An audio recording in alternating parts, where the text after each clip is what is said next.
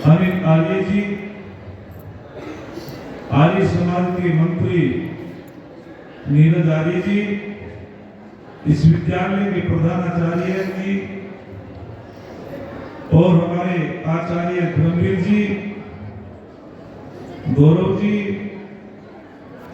और हमारी बेटी चोटीपुरा गुरुकुल की बेटियां, हमारे इस आर्य समाज के प्रधान जी, सभी छात्र छात्राएं, वंदनीय मातृशक्ति।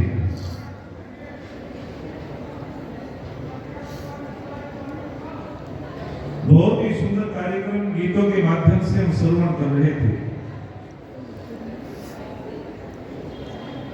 आज ये छठा दिन है गढ़मुक्तेश्वर की पवित्र भूमि पर कमलावती सरस्वती इंटर कॉलेज के प्रांगण में बहुत ही सुंदर कार्यक्रम चल रहा है। आइए थोड़ा सा चिंतन आपके बीच में मैं भी रखता हूं।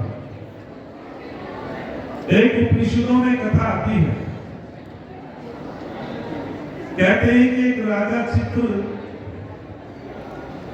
अपने मंत्रियों से मंत्रणा कर रहे हैं और राजा चित्र कहते हैं कि छोटे छोटे यज्ञ तो हमारी नगरी में होते रहते हैं, लेकिन कोई वेद का यज्ञ करे प्रजा की भलाई के लिए।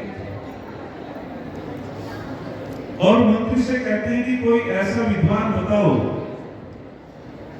जो यज्ञों को ठीक प्रकार से कराए। तो मंत्री जी कहते हैं कि हमारी ही नगरी में एक जंगल में एक बहुत बड़े ऋषि रहते हैं जो वेदों के प्रकांड विद्वान हैं और उनका नाम एलोस ऋषि है। हे राजन, यदि हम उनको निमंत्रण दें तो बड़ा अच्छा। तो राजा कहता है कि सूचना पहुंचवाओ। मंत्री ने कहा नहीं, सूचना नहीं हो तो आपको जाना पड़ेगा, क्योंकि ऋषियों के पास श्रद्धा से जाना चाहिए। उनको आप ही जाकर के सूचित करें, निमंत्रण दें, आमंत्रण दें। तो कहते हैं कि राजा बड़ी श्रद्धा के साथ ऋषि के आश्रम में प्रवेश करता है और हाथ जोड़ करके नमस्ते करता है। तो कहता है कि ऋषिवर, हमारे मन में एक वेद के यज्ञ की प्रजा के भलाई के लिए करने की इच्छा प्रकट हुई और हम चाहते हैं उस यज्ञ के ब्रह्मा आप बनो, उस यज्ञ को आप संपन्न कराओ।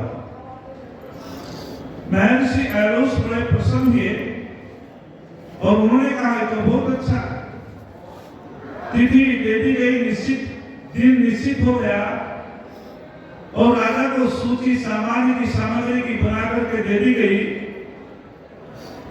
और राजा ने सारे सामान्य की व्यवस्था की, यज्ञशाला का निर्माण किया, सारी तैयारियां हो चुकी हैं। लेकिन जो सा दिन और तिथि निश्चित थी, महर्षि एलोस को कोई आवश्यक कार्य के लिए कहीं बाहर जाना पड़ा और उन्होंने अपने शिष्य बाली के नाम के ब्रह्मचारी को यज्ञ के लिए भेज दिया। राजा ने कहा ऋषिवर ने आए, बोले गुरुदेव को तो कोई आवश्यक काम पड़ गया है, यज्ञ को तो संपन्न नहीं कराऊंगा, मुझको भेजा है।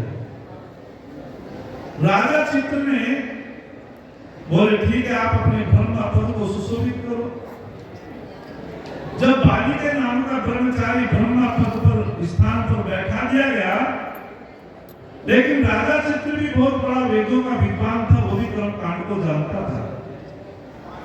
राजा चित्र ने एक शंका की कि मैं पूछना चाहता हूं ब्रह्मचारी जी कि यज्ञ किसमें प्रतिष्ठित है, अर्थात यज्ञ का आधार क्या है।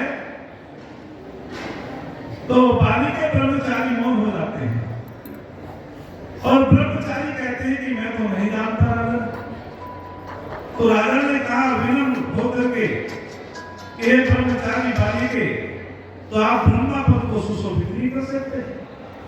जब आपको इस बात का पता नहीं कि यज्ञ किसमें प्रतिष्ठित है, बुरा उसने भी नहीं माना और वो भी वहां से खड़ा होकर के चल दिया। और जैसे आश्रम में गया तो ऋषि ने कहा कि यज्ञ संपन्न हो गया। बोले आप संपन्न की बात करते हो गुरु जी, भी तो शुरू भी नहीं हुआ।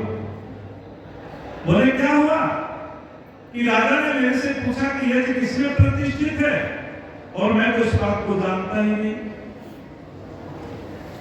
तो ऋषि आयुष कहते हैं कि इस बात को तो मैं भी नहीं जानता, और यदि मैं जानता तो मैं तुम्हें बिल्कुल बताता, क्योंकि वही गुरु होता है जो अपने शिष्यों को सारी बात बताता है।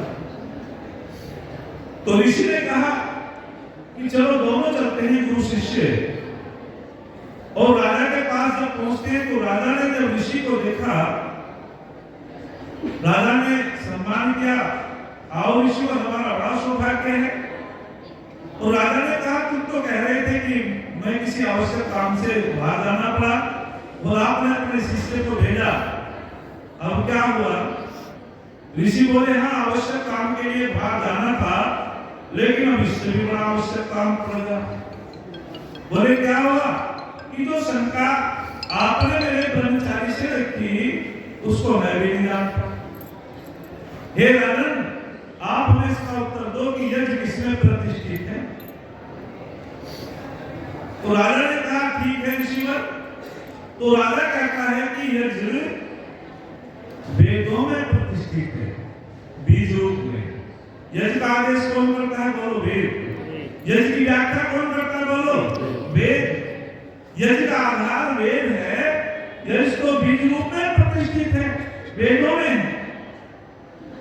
ऋषि ने सोचा बहुत अच्छा मौका है, और क्यों ना आगे बात बढ़ा दी जाए। तो ऋषि ने कहा राजा अच्छा ये बताओ कि वेद किसमें प्रतिष्ठित है। अब राजा बड़े कमाल का था, वेदों का विद्वान था। याद रखना, जो बड़ी बात को छोटे सूत्र में कह देता हो वो बड़ा विद्वान होता है। ये विशेषता ऋषियों की होती है, वे सूत्रों में बात कहते हैं। तो राजा ने कहा कि वेद तो वाणी में प्रतिष्ठित है, अथवा वाणी से तो पता चलता है। जब वेदों के विद्वान होते हैं, ऋषि होते हैं, और वे वाणी से व्याख्यान करते हैं, तभी तो पता चलता है श्रोताओं को कि वाणी में प्रतिष्ठित है। वो तो ब्राह्मण की वाणी में। बोले ब्राह्मण किसे कहते हैं? कि जो वेद पढ़ता हो, पढ़ाता हो, यज्ञ करता हो, कराता हो, दान लेता भी हो, बोलो देता भी हो, वह ब्राह्मण है। हमारे यहाँ तो वर्ण व्यवस्था है। शूद्र जाति का व्यक्ति भी ब्राह्मण हो सकता है योग्यता से, और ब्राह्मण कुल में उत्पन्न होकर के कोई पढ़ेगा नहीं, वो शूद्र हो सकता है। यहाँ तो वर्ण व्यवस्था है, हमारे यहाँ जाति व्यवस्था नहीं है। ऋषि ने सोचा इसको फंसाना पड़ेगा राजा को। उन्होंने कहा अच्छा ये बताओ कि वाणी किसमें प्रतिष्ठित है। ये आध्यात्मिक प्रवचन है, ध्यान पूर्वक सुनने की बात है। बोले वाणी किसमें प्रतिष्ठित है। राजा तो कमाल का है, विद्वान है। उन्होंने कहा वाणी मन में प्रतिष्ठित है। याद रखना, जब एक मौन आहुति दिलाई जाती है, कहते हैं कि एक बार वाणी और मन में बहस छिड़ गई। वाणी कहने लगी मैं बड़ी हूं, मन कहने लगा मैं बड़ा हूं। बोले चलो प्रजापति के पास चलते, निर्णय तो प्रजापति ही देंगे। वाणी कहने लगी यदि मैं व्याख्यान ना करूं तो तुम कितना ही चिंतन करते हो, लोगों को पता ही नहीं चलेगा। मन कहने लगा कि मैं चिंतन ही ना करूं तो तुम बोलोगी क्या। दोनों ने अपना तर्क रखा प्रजापति के पास, और कहने लगे प्रजापति से, वाणी कहने लगी जी, उसने प्रजापति ने कहा तुम्हारा क्या तर्क है, तुम्हारा क्या तर्क है बोलो। बोले जी यदि मैं व्याख्यान ना करूं, बोलूंगा तो फिर पता कैसे चलेगा। मन से पूछा तुम दो अपना तर्क। बोले जी मैं चिंतन ही ना करूं, बोलेगी क्या। तो प्रजापति ने चिंतन करते हुए कहा कि मन ही बड़ा है, क्योंकि जो मन में विचार आते हैं वाणी उसी को बोलती है। जो मन विचार करता है, मंथन करता है, चिंतन करता है, वाणी तो उसी को बोलती है। वो भी मन ही बड़ा है।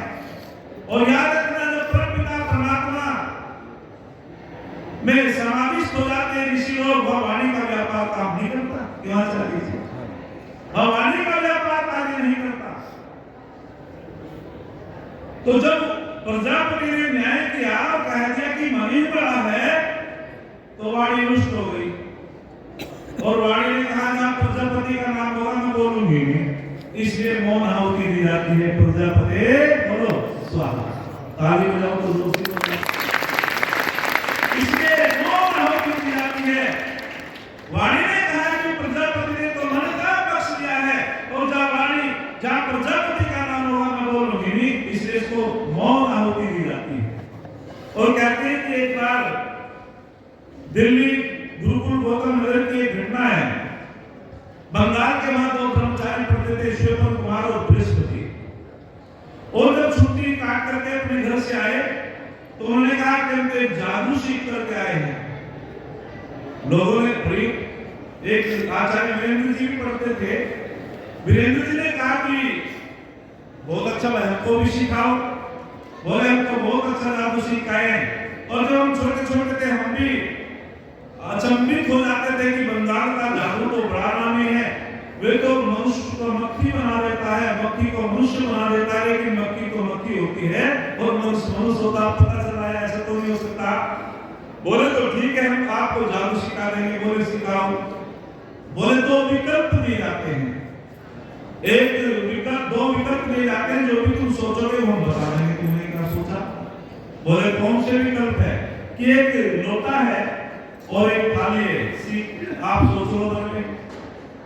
आचार्य जी ने कहा कि हमने सोच लिया। बोले बताएं क्या सोचा? कि लोटा सोचा। अब आचार्य जी कहने लगे तो कमाल होगा, हमने तो लोटा ही सोचा था। बोले अच्छा क्या बताओ? बोले बताओ आपने? बोले कि सोच ली। बोले हमने बता दिया कि तुमने थाली सोची। बोले थाली सोची थी। अब आश्चर्यचकित हो गए। उन्होंने कहा तुम समझ नहीं पाए। बोले क्या?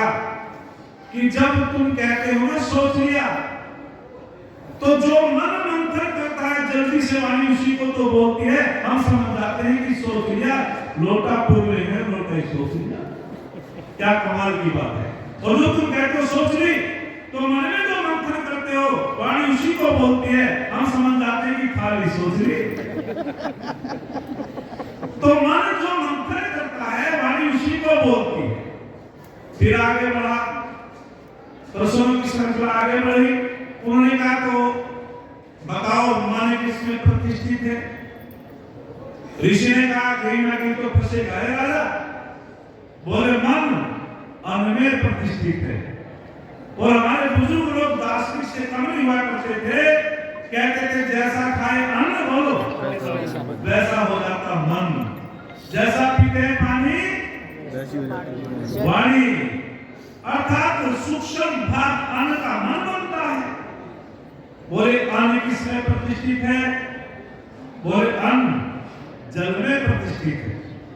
भगवान कृष्ण जी ने बड़ी सुंदर परिभाषा दी थी कि जब हम यज्ञ करते हैं, यज्ञों से बादल बनते हैं, बादल से वर्षा होती है, और वर्षा से जल से अन्न उत्पन्न होता है, औषधि उत्पन्न होती है, वनस्पति उत्पन्न होती है, और उससे प्रजा का पालन होता है। यश तो प्रजापति है, यश तो विष्णु है, सबका पालन करने वाला है।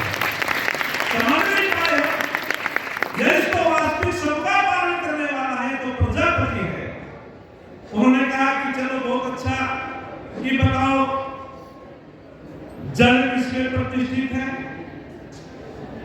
आपने बता दिया अन्न तो जल में, लेकिन जल किसमें है? तो राजा कहता है कि जल तेज में प्रतिष्ठित है, अग्नि में। अरे जब व्यक्ति मेहनत करता है, परिश्रम करता है, तो क्या निकलता है जी? पसीना। एक आयन का रूप है जल का। और जब भयंकर गर्मी होती है, भीषण गर्मी होती है, तो हमारे बुजुर्ग लोग क्या कहते हैं कि वर्षा होगी, वर्षा आने वाली है, क्योंकि गर्मी ही वर्षा का कारण है। तो जल किसमें प्रतिष्ठित है? तेज में, अग्नि में। ऋषि ने फिर पूछा राजा से कि कहीं ना कहीं तो फंसेगा। बोले अच्छा ये बताओ अग्नि किसमें प्रतिष्ठित है? बोले आकाश में। अग्नि तो आकाश में प्रतिष्ठित है। फिर उन्होंने कहा अच्छा आकाश किसमें है? बोले ब्रह्म में। अच्छा कुछ लोग एक उदाहरण देते हैं कि परमपिता परमात्मा आकाश जैसा सर्वव्यापक है। याद रखना परमपिता परमात्मा तो अनुपम है, उसकी कोई उपमा नहीं दे सकते। यदि हम आकाश जैसा परमात्मा को कहेंगे तो परमात्मा की महिमा को हम घटा देंगे। इस बात को ऐसे न कह करके ऐसे कहो कि परमपिता परमात्मा जैसा आकाश व्यापक है। जैसे परमपिता परमात्मा सर्वव्यापक है, आकाश भी व्यापक है, सर्वव्यापक व्यापक है। तो उन्होंने आकाश में प्रतिष्ठित है। बोले आकाश की ब्रह्म में। उन्होंने कहा अच्छा ब्रह्म किसमें है? तो प्रश्नों का समाधान तो यही हो सकता था, लेकिन राजा तो बड़े कमाल का था। उन्होंने भी ये बात जो है सीधम सीध नहीं कही। वे कह सकते थे कि ब्रह्म तो स्वयं ब्रह्म में है।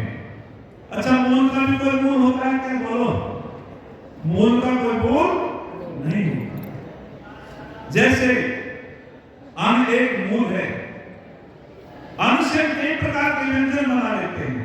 अन्न से पकौड़ी बना लेते हैं, अन्न से रोटियां बना लेते हैं, अन्न से कितने प्रकार का हम भोजन तैयार कर लेते हैं। लेकिन अन्न से पकौड़ी भी बन जाती है, अन्न से रोटी भी बन जाती है, अन्न से दलिया भी बन जाता है, अन्न से खिचड़ी भी बन जाती है। क्या इन सब से मिलकर के अन्न बन जाएगा क्या? बोलो। इसलिए मूल का कोई मूल नहीं होता है। तो उन्होंने कहा दूध से हम कितने प्रकार के व्यंजन बना लेते हैं। दूध से दही भी, मक्खन भी, पनीर भी, मिठाई भी, रसगुल्ला भी, कितने प्रकार के व्यंजन बना लेते हैं। लेकिन इन सबसे मिलकर के दूध की उत्पत्ति नहीं हो सकती। इसलिए मूल का कोई मूल नहीं होता। परमपिता परमात्मा का कोई परमात्मा नहीं होता। अरे ईश्वर जैसा तो केवल बोलो ईश्वर ही हो सकता है। ईश्वर जैसा और कोई दुनिया में दूसरा नहीं। वो अनुपम है। परमपिता परमात्मा जैसा तो केवल ईश्वर ही है और कोई दूसरा नहीं हो सकता। तो उन्होंने बात को घुमा करके कह दिया, अन्यथा इसका समाधान तो हो गया कि ब्रह्म तो स्वयं ब्रह्म में ही प्रतिष्ठित है, ओम हिरण्यगर्भ है। यानी कि जितने भी लोग लोकांतर है सब परमपिता परमात्मा के गर्भ में ही समाहित है। उससे कोई भी बचा हुआ बोलो नहीं है। लेकिन उन्होंने फिर घुमा करके कह दिया राजा ने कि ब्रह्म तो विद्वानों की वाणी में प्रतिष्ठित है। फिर वही बात कह दी, वर्तों में प्रतिष्ठित है। जो वर्ती होता है वही परमपिता परमात्मा का साक्षात्कार कर सकता है। बोले वर्त क्या है कि 10 महावर्त हैं, 5 यम हैं, 5 नियम हैं। जो यम नियमों का पालन करेगा वही परमपिता परमात्मा का साक्षात्कार कर सकता है। और जो यम नियम का पालन नहीं करेगा वो कभी ईश्वर का साक्षात्कार भी नहीं कर सकता। बोले जो वर्ती होता है, यम नियम, सबसे पहले तो हमें संसार में व्यवहार सीखना पड़ता है कि यम क्या है कि हमको सत्य बोलना चाहिए, ब्रह्मचर्य का पालन करना चाहिए, हमें चोरी नहीं करनी चाहिए, हमें आवश्यकता से अधिक या नंबर 2 से धन नहीं कमाना चाहिए। इस प्रकार का व्यवहार जब हमारे जीवन में आएगा तब हम आगे बढ़ेंगे भक्ति की तरफ। और यही अष्टांग योग में कहा गया कि जो अष्टांग योग को अपना लेता है वही परमपिता परमात्मा का साक्षात्कार कर सकता है। और जो अष्टांग योग को नहीं अपनाएगा वो कभी ईश्वर का साक्षात्कार नहीं कर सकता, क्योंकि ऋषियों ने हमको मार्ग दिया है और ऋषियों ने इसी मार्ग को अपना करके उस ब्रह्म का साक्षात्कार किया है। बोले अच्छा ठीक है। तो उन्होंने कहा कि बताओ वर्त किसमें प्रतिष्ठित है? अच्छा वर्त का मतलब क्या होता है? संकल्प। हाँ, संकल्प धारण करना। वर्त का मतलब भूखा नहीं है, भूखा रहना तो उपवास होता है। आज हम वर्त लेते हैं कि सुबह शाम संध्या करेंगे, बोलो कोई नहीं बोलता, सब नास्तिक है क्या? मेरे साथ बोलो कि आज हम संकल्प लेते हैं कि प्रातःकाल सायंकाल संध्या किया करेंगे। हम संकल्प लेते हैं, प्रतिज्ञा धारण करते हैं कि यज्ञ क्या करेंगे। यानी कि जो अच्छी प्रतिज्ञा को धारण करता है वही व्रती होता है, और जो व्रती होता है वही याजिक होता है। और कहां से यात्रा शुरू हुई थी? यज्ञ इसमें प्रतिष्ठित है। और कहां वापिस आ गए? यज्ञ पर आ गए। और याद रखना, मैं आपके सामने बताना चाहता हूं कि वास्तविक रूप से हमें व्रत धारण करना चाहिए। जिसके जीवन में कोई व्रत नहीं होता है वो कभी आगे नहीं बढ़ सकता है, वो कभी परमात्मा का साक्षात्कार नहीं कर सकता है। हमारा आना साथ में बुलाएगा। आज हम इस यज्ञ में आकर के हमने आहुति प्रदान की है, कुछ ना कुछ संकल्प लेकर के जाएं। तन में मन शिव संकल्प मस्तु। जब हमारे मन में शिव संकल्प वाले विचार हो जाते हैं, मन ही बंधन का कारण है और मन ही मोक्ष का कारण है। मन में अच्छे विचार जो सोचता है, चिंतन करता है, मंथन करता है, वो उन्नति की तरफ ले जाता है। मैंने कल भी कहा था कि मन का स्वभाव भी नीचे को होता है। धन्यवाद जी। मन का स्वभाव भी नीचे को होता है और जल का स्वभाव भी नीचे को होता है। जल भी जहाँ नीचा स्थान होता है वहां को बहता है, और मन प्रकृति से बना हुआ है, ये प्रकृति की ओर को भागता है। हाँ, जल को भी ऊपर उठा सकते हैं। कई मंजिल कोठियों पर जल को ले जाया जाता है यंत्रों के माध्यम से, और मन को भी उन्नत कर सकते हैं शिव संकल्प मंत्रों के माध्यम से। जब हमारे मंत्र विचार अच्छे हो जाते हैं तो हमारा मन उन्नति की तरफ चलता है। तो इसलिए अपने मन को अच्छा बनाओ, पवित्र बनाओ। एक क्षण कहकर के मैं अपनी वाणी को विराम देता हूँ। आप लोगों का धन्यवाद। आपने शांत होकर के सुना। किसी ने बहुत सुंदर लिखा है, कहा है कि जिसको मेहनत से बहाना पसीना आता है, फटा आंचल दुखी दुर्बल का सीना आता है, चाहता है औरों के जीने में अपना जीना। सच तो ये लोगों दुनिया में उसी को जीना आता है। सच तो ये लोगों दुनिया में उसी को जीना आता है। और जिस ऋषि दयानंद की शिक्षा पद्धति से, विचारों से प्रभावित होकर के जो सनातन धर्म के रक्षक थे, एक बार स्वामी दयानंद से पूछा, आप नूतन विचारधारा को मानते हो या पुरातन विचारधारा को मानते हो? तो स्वामी दयानंद ने कहा था, ना मैं नूतन को मानता